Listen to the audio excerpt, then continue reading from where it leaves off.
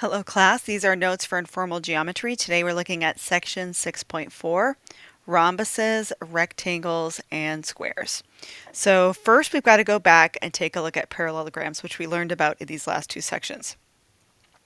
So let's remember parallelograms mean we have opposite sides parallel. So this is my definition, right?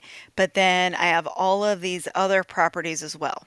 So I know that my opposite sides are congruent, my opposite angles are congruent, my consecutive angles are supplementary, and my diagonals bisect each other. So this is like my umbrella, right? Like this is my big thing. I've got these parallelograms that have all these properties. So within those parallelograms, we have special parallelograms, right? So we have special parallelograms. So they have all of those parallelogram properties, but they also have more properties as well. So our special parallelograms are the rhombus and the rectangle and also the square. And square should be down here at the bottom. So square. These are all different kinds of special parallelograms. So that means they're going to have all 5 of those parallelogram properties, but they're going to have other properties as well. So like the special properties that a rhombus has is a rhombus has 4 congruent sides.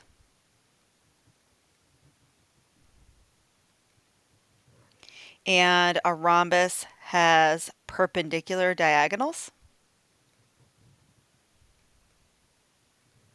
And a rhombus has diagonals that bisect the angles they go through. So diagonals bisect the angles they go through.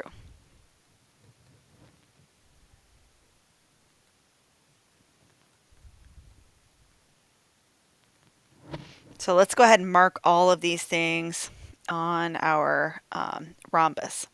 And I'm making my screen a lot bigger to help me mark all these things. So we do have 4 congruent sides. Let's go ahead and mark that. 1, 2, 3, 4.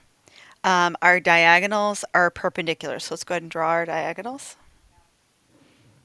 And perpendicular means I just have to mark a right angle in the middle there. And we also know that they bisect the angles that they go through. So that means my angle here is going to be bisect. It's going to be equal on both sides. Same thing on the opposite. And same thing for this diagonal. There we go. So we've got all of that marked. So don't forget, the rhombus also has the parallelogram properties. So not only are not only do I have all these properties, 4 congruent sides, perpendicular diagonals, but the diagonals would also bisect each other. We would still have consecutive angles supplementary. We would still have opposite sides parallel. So these have parallelogram properties plus. So maybe we should write down, which means parallelogram properties plus. So plus more. So rectangle, the special properties that that one has is it has 4 right angles.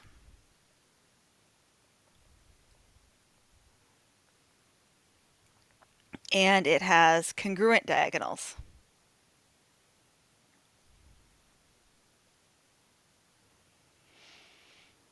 So let's go ahead and mark our right angles.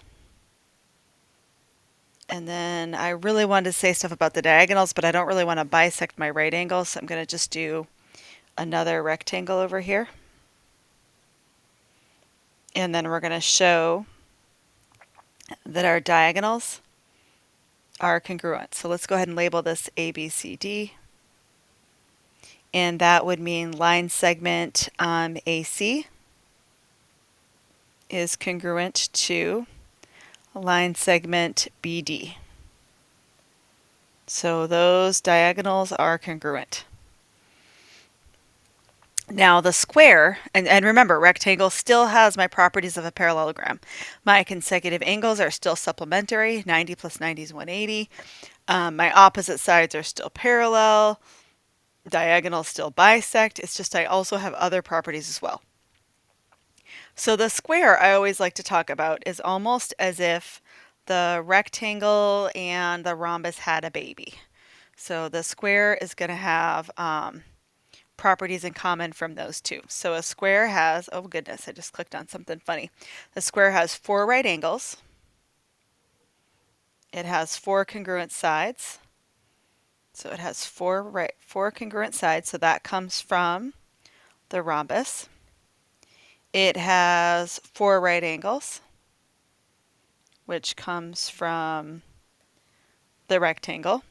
It has perpendicular diagonals. Well, that's another rhombus property. It has congruent diagonals. That comes from the rectangle. And then the last one it has is the diagonals bisect the angles they go through.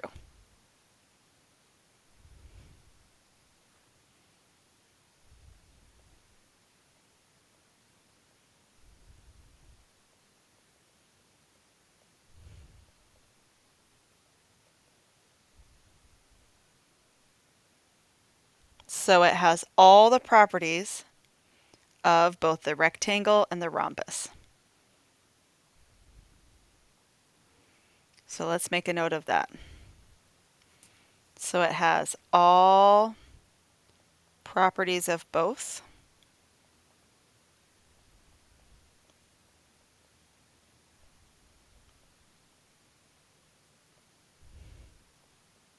And then, of course, plus the parallelogram properties as well.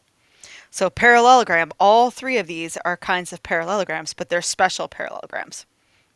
And I really think this idea that the square is kind of the baby of the rhombus and the rectangle makes sense because the baby has all of the properties of the rhombus and all of the properties of the rectangle. I could try to mark them on here, but it becomes so much to mark. You know, to have my right angles, have my diagonals, have those perpendicular, mark all the sides congruent, like it just gets to be a lot. So on the second page of our notes, we're going to be using all these properties again. And this is a lot to remember. We really want you to have your notes ready to reference, go back and look things up if you need them. So what I notice on this first shape is I have 4 congruent sides.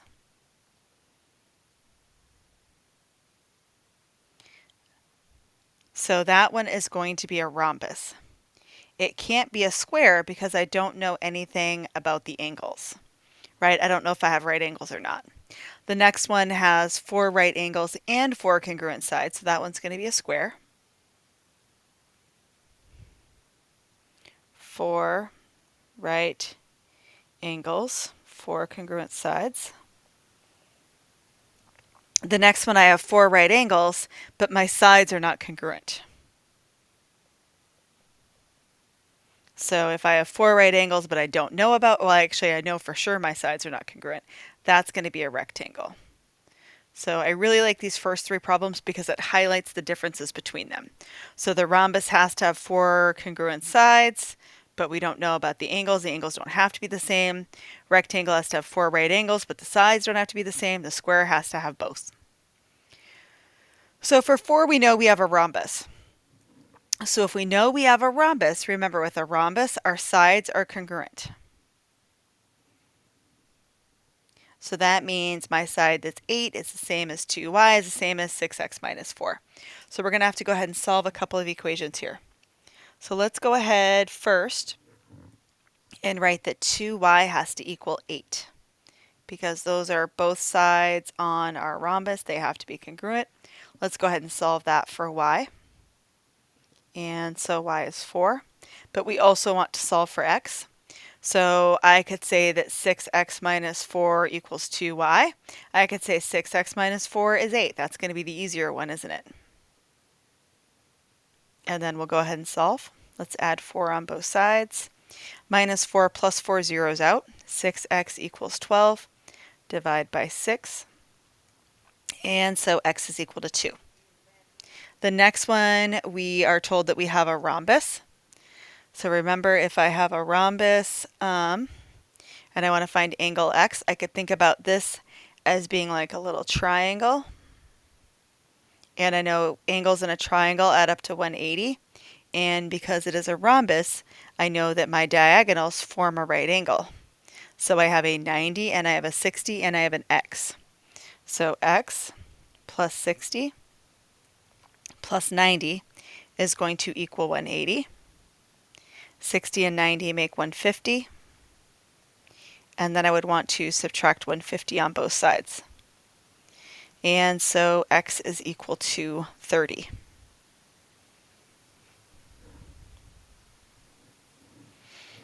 I've got ABCD as a rectangle.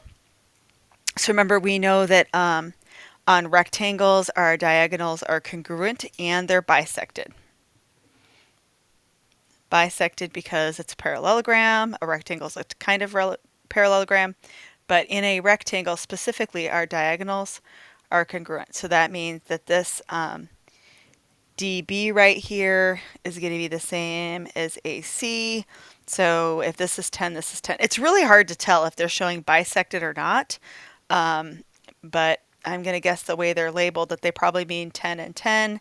They probably mean X and X because the diagonals are the same. This one would also be 20, so it has to be 10 on each side again. So that's what I'm going to guess. So we could do this because it's a rectangle. All right, next one we have a square. So with a square, remember all of our angles are right angles. So that means that this is a right angle right here. So 10x is going to equal 90. And the other thing that we know is we have 4 congruent sides. And so y minus 3 must equal 5.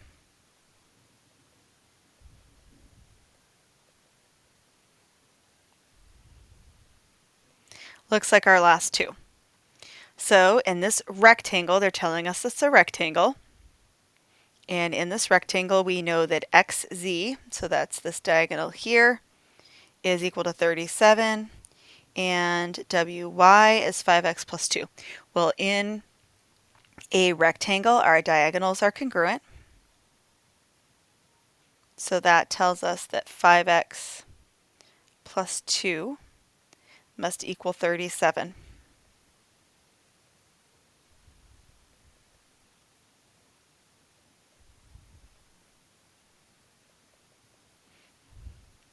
And the next one we have a square. So remember, for a square, we have right angles. We have 4 right angles. And we have 4 congruent sides. So if I have all right angles, that means this angle M over here is a right angle. And so 7y minus 1 equals 90. We'll go ahead and solve this equation. We need to add 1 on both sides. 7y equals 91. And then we need to divide both sides by 7. I said 91, but I didn't write 91, did I? When we divide both sides by 7, 91 divided by 7 is 13.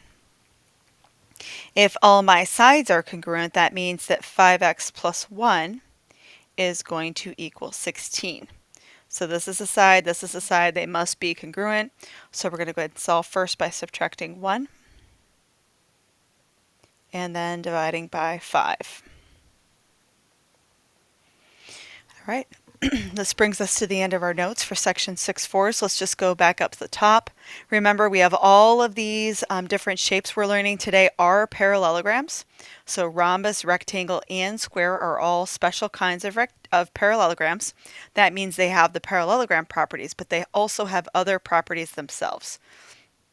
So probably the most important thing that you need to remember about a rectangle is it is a parallelogram with 4 right angles.